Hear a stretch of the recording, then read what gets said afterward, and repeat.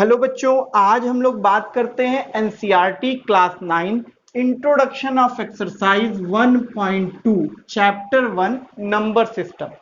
आज जो हमें टॉपिक पढ़नी है वो क्या पढ़नी है? Irrational number. इर्रेशनल नंबर को अगर देखा जाए, आप लोगों को पता है, डिफिनेशन सबको याद है। साथ में इर्रेशनल नंबर कैसा नंबर है? इर्रेशनल नंबर एक ऐसा नंबर है जो अनफिक्स्ड है, जिसकी वैल्यू क्या है? अनफिक्स्ड। जैसे अगर हम एग्जांपल ले लें √2 तो 1.414 इसकी वैल्यू आती रहेगी। लेकिन फिर भी आपको इर्रेशनल नंबर टॉपिक फिर से इंट्रोडक्शन में आया है। क्यों आया है? इसलिए आया है क्योंकि ये इर्रेशनल नंबर बहुत ज्यादा आपका इंपॉर्टेंट है। आपके क्लास 9th के लिए ही नहीं, आपके क्लास 10th में भी बहुत ज्यादा इंपॉर्टेंट है। और इस इर्रेशनल नंबर को हमें डीपली समझना है कि इर्रेशनल नंबर की डिफिनेशन क्या क्या होती है। साथ में किसी भी इर्रेशनल नंबर को हम क्या नंबर लाइन पर रिप्रेजेंट कर पाएंगे कि नहीं, इसको समझना होगा। और आगे चलकर फिर आपको ये भी बताना होगा कि √2 जो है क्या हमारा वाकई में इर्रेशनल नंबर ही है। इसको भी प्रूव करने के क्वेश्चन आते हैं। ठीक है, तो अगर इसकी डिफिनेशन देखी जाए जो जनरली आप लोगों को याद है, वो आप लोग क्या लिखते हो? The number which are not represent in the form of p by q and p and q are integer and q not equal to 0। ये छोटे क्लास में आप लोगों ने डिफिनेशन पढ़ते हुए आए हैं और साथ में अभी पिछले एक्सरसाइज में भी यही डिफिनेशन याद किए। लेकिन हमारा जो इर्रेशनल नंबर है, सिर्फ इस डिफिनेशन को याद कर लेने से काम नहीं चलेगा। और इर्रेशनल की जो डिफिनेशन है बहुत सारी है, ध्यान रखिएगा। और एक्सरसाइज वाइज इस इर्रेशनल नंबर की डिफिनेशन बदलती भी रहेगी, इस बात को दिमाग में बैठाइए। एक डिफिनेशन और इसकी लिखते हैं, the number which are represent in the form of √p where p is prime number. ठीक है, ये मैंने अभी आपको इसकी छोटी सी डिफिनेशन पिछले लेक्चर में थोड़ा सा बताया था। लेकिन मैं आपको बताऊं, इसी डिफिनेशन का मैक्सिमम यूज होगा आपके क्लास 9th के इस चैप्टर में, मैक्सिमम ज्यादा यूज होगा। ठीक है, अब क्या कह रहा हूं इसमें? मैंने क्या बोला कि ऐसा कोई भी नंबर जो किस फॉर्म में हो? √p के फॉर्म में हो, वो नंबर क्या कहलाएगा? इर्रेशनल नंबर कहलाएगा। लेकिन अब एग्जांपल देख लो, जैसे अगर मैंने लिखा √2, फिर लिखा √3, फिर लिखा √4, √5, फिर लिखा √6, फिर लिखा √7, डॉट डॉट करके ऐसे हम लिख सकते हैं। लेकिन अब जरा ध्यान से समझो, अगर हम यहां से पढ़ें the number which are represent in the form of √p, तो ये भी √p के फॉर्म में है, ये भी है, ये भी है, ये सारे √रूट के फॉर्म में है। तो क्या ये सारे नंबर इर्रेशनल नंबर है? क्या चेक करते हैं, ये रेशनल नंबर है? हाँ है। ये रेशनल नंबर है? क्या इसकी वैल्यू हमें पता है? हाँ पता है, इसकी वैल्यू हमारे पास 2 होगी। अगर √रूट सॉल्व करोगे तो इसकी वैल्यू कितनी आएगी? 2 आएगी। तो क्या ये इर्रेशनल नंबर होगा? नहीं होगा। इसीलिए यहां पर क्या बोला गया है? ये p हमारा क्या है? Prime number. तो प्राइम नंबर जो स्टार्ट होता है, कहां से स्टार्ट होता है? 2, 3, 5 डॉट यहां से। मतलब प्राइम नंबर ऐसे नंबर होते हैं जो खुद से डिवाइड होते हैं और किसी नंबर से नहीं होते हैं। एक से प्राइम नंबर काउंट नहीं होता। एक जो होता है वो हमारा कहलाता है को प्राइम। ध्यान रखिएगा, क्या कहलाएगा? एक हमारा को प्राइम नंबर कहलाएगा। ठीक है, तो √2 क्या हो गया? इर्रेशनल नंबर हो गया। किससे रिप्रेजेंट करते थे? टी से। ठीक है, ये भी इर्रेशनल, ये भी इर्रेशनल नंबर। ये क्या है? इर्रेशनल। ये क्या है? इर्रेशनल। अब बात करते हैं इस क्वेश्चन की। ये देखो, ये अंडर रूट पी के फॉर्म में था, अंडर रूट के फॉर्म में है, लेकिन ये हमारा 4 क्या प्राइम नंबर है? नहीं है। तो भाई ये हमारा इर्रेशनल नंबर नहीं होगा। साथ में हमें ये जो रूट लगा है, साथ में उसके अंदर कौन सा नंबर है, इसको भी हमें ध्यान देना पड़ेगा। ठीक है, अब 5 हमारा क्या है? प्राइम नंबर है। 7 क्या है? Prime number. लेकिन 6 क्या है? प्राइम नंबर है क्या? नहीं। अब हम यहां आके फंस गए कि अंडर रूट 6 हमारा क्या होगा, कि इरेशनल होगा कि इरेशनल नंबर नहीं होगा। समझते हैं। देखो, एक नंबर होता है कंपोजिट नंबर, कंपोजिट नंबर, और एक होता है प्राइम नंबर। तो प्राइम नंबर जो है वो खुद से डिवाइड होता है, लेकिन कंपोजिट नंबर एक ऐसा नंबर होता है जिसके अंदर प्राइम नंबर आते हैं। जैसे अगर मैं बात करूं, मैंने लिखा 12, 12 का अगर फैक्टर करोगे तो कितना आएगा? 2 6 जा, 2 3 जा, 3 1 जा, तो 2 इंटू 2 इंटू 3 क्या है? ये फैक्टर है इसके। अब जरा ध्यान से देखो, 2 is a prime number, 3 is a prime number. Clear हो रही है बात? यानी ऐसे नंबर जिसके फैक्टर करने पर उसमें प्राइम नंबर मौजूद हो, तो वे नंबर भी हमारे, वो नंबर क्या कहलाते हैं? कंपोजिट नंबर कहलाते हैं। साथ में वो क्या बन जाएगा? हमारा इर्रेशनल नंबर भी बन जाएगा। इट मींस हमारा कंपोजिट नंबर क्या है? Composite number are those number which have a factor of prime number. ठीक है ना? तो इट मींस ये क्या है हमारा? ये भी हमारा रैशनल इर्रेशनल नंबर है। ठीक है, एक तो हो गया, इस तरह से हम लोगों ने समझ लिया कि हाँ भाई ये इर्रेशनल नंबर ऐसे ऐसे होता है। दूसरी चीज, अगर हम बात करें प्रॉपर्टीज ऑफ इर्रेशनल नंबर की, ठीक है, ये भी बहुत जरूरी है समझना। प्रॉपर्टीज ऑफ इर्रेशनल नंबर में बात करते हैं इस तरह से, एक तरफ हमने क्या कर लिया, यहां लिख दिया सेम काइंड, और यहां लिख दिया मैंने डिफरेंट काइंड। अभी समझिएगा एक एक करके बात। अब प्रॉपर्टीज जो है इर्रेशनल नंबर की ऐसे समझनी पड़ेगी। जब कभी किसी भी दो इर्रेशनल नंबर का एडिशन करते हैं तो हमें क्या मिलता है, या कभी दो इर्रेशनल नंबर का सब्ट्रैक्शन करेंगे, मल्टीप्लिकेशन करेंगे या डिवीजन करेंगे, तो क्या हमें इर्रेशनल नंबर मिलेगा कि रैशनल नंबर मिलेगा? ये चीज हमें समझना बहुत जरूरी है। तो समझते हैं। सपोज करो, अगर हमारे पास एडिशन के केस में अगर हम बात करें, किसकी बात करते हैं? एडिशन के केस में अगर सेम काइंड है, किस काइंड का है? Same kind. सपोज करो हमारे पास अंडर रूट 2 है और अंडर रूट 2 है, एक और अंडर रूट 2 है, यानी दो, यानी सेम काइंड क्या है? दो नंबर होने चाहिए, सेम काइंड के होने चाहिए। तो under root 2 plus under root 2 बना कि नहीं बना? तो इसकी वैल्यू कितनी होगी? और इन दोनों का अगर एडिशन करेंगे तो कितना आएगा? सपोज करो जो पहली बार इस नंबर को एडिशन सब्ट्रैक्शन कर रहा है तो उस तरह से समझ सकता है x प्लस एक्स कितना होता है? 2x होता है कि नहीं होता? तो अगर यहां पर अंडर रूट टू है तो इसकी जो वैल्यू होगी 2 अंडर रूट 2 होगी। कितनी होगी? 2 अंडर रूट 2 होगी। जैसे x प्लस एक्स जोड़े तो कितना हुआ हमारे पास? 2x हुआ। अगर ये अंडर रूट 2 है, अंडर रूट 2 है तो कितना हो जाएगा? 2 अंडर रूट 2। क्यों? इसके आगे 1 है, इसके आगे 1 है, 1 under root 2, 1 under root 2, it become 2 under root 2। Clear हो रही है बात? अगर नहीं समझ में आ रहा तो यहां से ऐसे भी समझ सकते हो, इस अंडर रूट को सपोज कर लो x, तो x प्लस एक्स 2x, और x की वैल्यू क्या सपोज की हो? अंडर रूट 2, तो 2 अंडर रूट 2 नहीं आएगा आंसर, दोनों का आंसर हर तरफ सेम आया।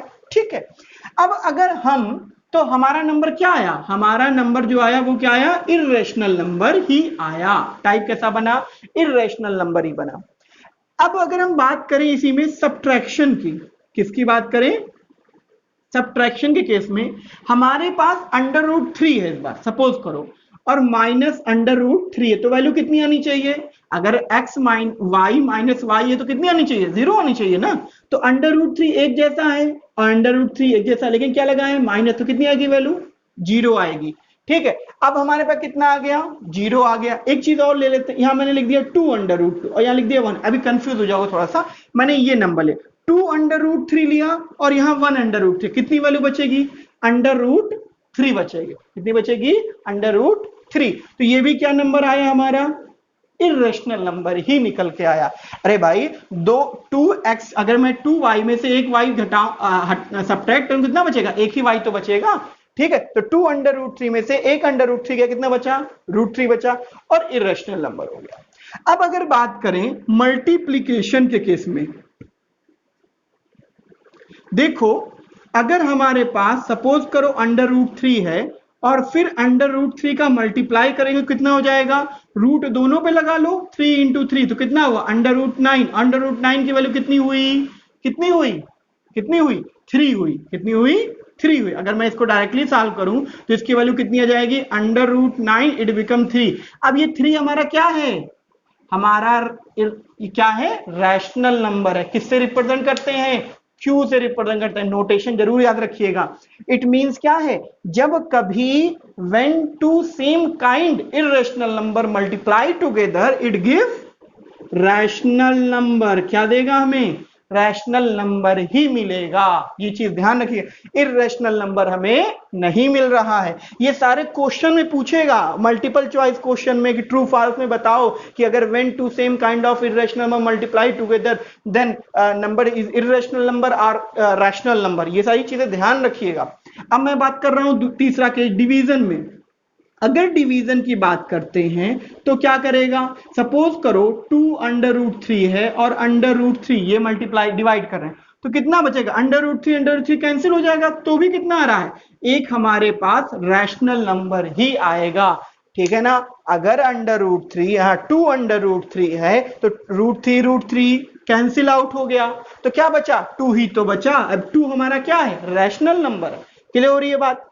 अगर हम इसी तरह से बात करें डिफरेंट काइंड में, पहला एडिशन की बात करें, यानी अगर हम बात करें एडिशन में, सपोज करो एक अंडर रूट 2 है और एक अंडर रूट 3 है तो क्या इन दोनों में एडिशन होगा, एडिशन नहीं होगा, लेकिन नंबर्स क्या रहेंगे हमारे पास, इररेशनल नंबर ही रहेगा। देखो इसमें भी इररेशनल नंबर था लेकिन एडिशन हो रहा था, इसमें क्या सब्ट्रैक्शन हो रहा था लेकिन इररेशनल नंबर ही बना। यहां क्या हो गया कि जब दो number different same kind number adding या subtracting together it give a irrational number. Subtraction की बात कर लें तो भी क्या आएगा, अंडर रूट 2 अंडर रूट 3 तो भी क्या होगा, अरे भाई अगर हमारे पास x माइनस वाई है क्या यहां पर सब्ट्रैक्शन होगा, नहीं, क्योंकि x अलग आदमी है y अलग आदमी है तो कभी इसका सब्ट्रैक्शन हमारे पास नहीं होगा। ठीक है, इसी तरह से अगर हम बात करें किसके लिए, मल्टीप्लीकेशन में बात करें तो अंडर रूट 2 3 है और एक क्या है, अंडर रूट 2 है। इस बात को बहुत ज्यादा नोटिस करिएगा मैं क्या कहना चाहता हूं। जब हमारे पास अंडर रूट 3 है और अंडर रूट 2 दो अलग अलग इररेशनल नंबर हैं, अगर इन दोनों का मल्टीप्लाई करोगे तो रूट लगा लो, 2 इंटू 3 कितना हो जाएगा, रूट 6। तो रूट 6 क्या है, रूट 6। और देखो अभी मैंने यहां पे भी बोला था ना, अंडर रूट 6 क्या है, 6 हमारा एक कंपोजिट नंबर है और कंपोजिट नंबर भी क्या होगा, हमारा इररेशनल नंबर होगा। अब यहां से बता रहा है, दूसरी डिफिनेशन आई कि जब कभी दो डिफरेंट काइंड के इररेशनल नंबर मल्टीप्लाई करते हैं एक दूसरे में तो क्या देते हैं, इररेशनल नंबर ही हमें देता है। तो कितना मिला, देखो अंडर रूट 3 अलग इररेशनल नंबर है, अंडर रूट 2 अलग इररेशनल नंबर, मल्टीप्लाई किया तो अंडर रूट 6 आया तो क्या मिला हमें जो मिलेगा वो इररेशनल नंबर ही मिलेगा। तो चौथी चीज डिवीजन की बात कर लें। डिवीजन में सपोज कर लो हमारे पास अंडर रूट 3 है और अंडर रूट 2 है, क्या इसमें डिवीजन पॉसिबल होगा, नहीं पॉसिबल होगा।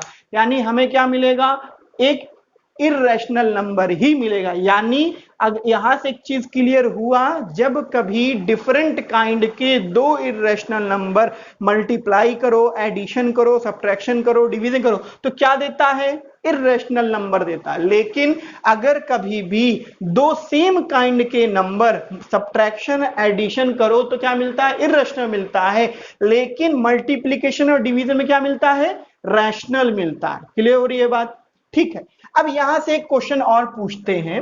एक क्वेश्चन ये है कि सभी स्क्वायर रूट और द, क्वेश्चन भी आपके बुक का होगा, are the square root of all positive integer is rational. मतलब क्या कह रहा है कि are the square root of all positive integer is rational. यानी जो चीज मैंने ऐसे समझाई थी आपको अब थ्योरेटिकल बोल रहा है, क्या सभी स्क्वायर रूट, ये √4 हो गया, √9 हो गया, √16 हो गया, क्या बोल रहा है कि are the square root of all positive integer, all positive integer, ये भी स्क्वायर रूट है, ये भी स्क्वायर रूट है, ये भी स्क्वायर, क्या सभी हमारे इर्रेशनल नंबर होंगे?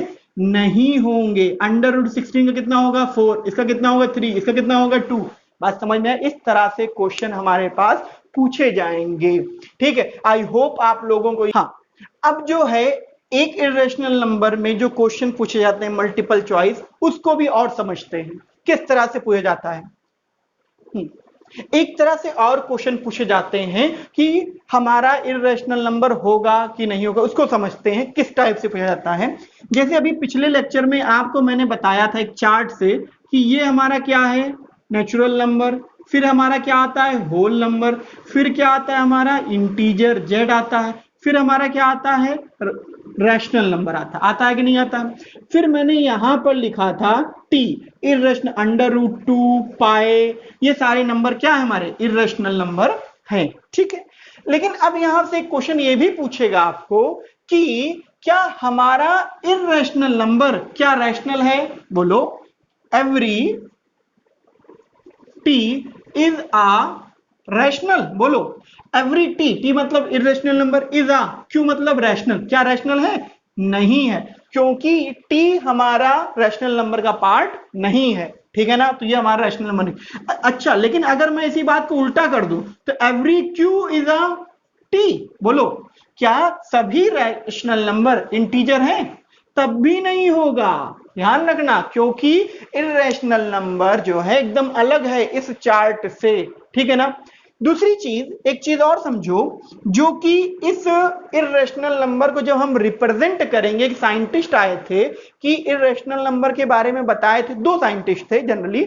एक साइंटिस्ट थे कि उनका नाम था पाइथागोरस। पाइथागोरस का आप लोगों ने बहुत बार नाम सुना होगा, सिर्फ ट्रायंगल के यूज में सुने होंगे, लेकिन नहीं, पाइथागोरस ने इर्रेशनल नंबर के बारे में भी बताया था। इन्होंने ही पहली बार बताया था कि दुनिया में एक ऐसा अनफिक्स्ड नंबर है, ऐसा अनफिक्स्ड नंबर है जिसे उन्होंने बोला था कि टी वो इर्रेशनल नंबर है, यानी एक ऐसा नंबर है जो अनफिक्स्ड है, उसे उन्होंने नाम दिया था क्या, इर्रेशनल नंबर नाम दिया। किसने दिया था? पाइथा। ठीक है, पाइथागोरस साहब ने उनको नाम दिया था। ठीक है, पाइथागोरस कहां के रहने वाले थे? ये ग्रीस के रहने वाले। कहां के थे? ग्रीस के, ध्यान रखिएगा। इसके बाद जो आए थे, इसके बाद एक साइंटिस्ट है कॉन्टर, एक आए थे कॉन्टर और डेडिकिंड।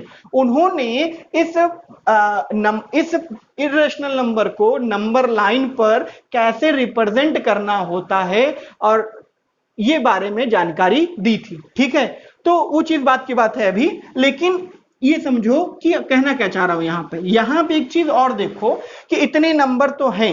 अब अगर कोई आपसे पूछे कि आपके पास कितने नंबर, तो आप क्या बोलोगे? अरे हमारे पास नेचुरल नंबर भी है, होल नंबर भी है, इंटीजर भी है। नहीं, हमारे पास केवल एक नंबर होता है।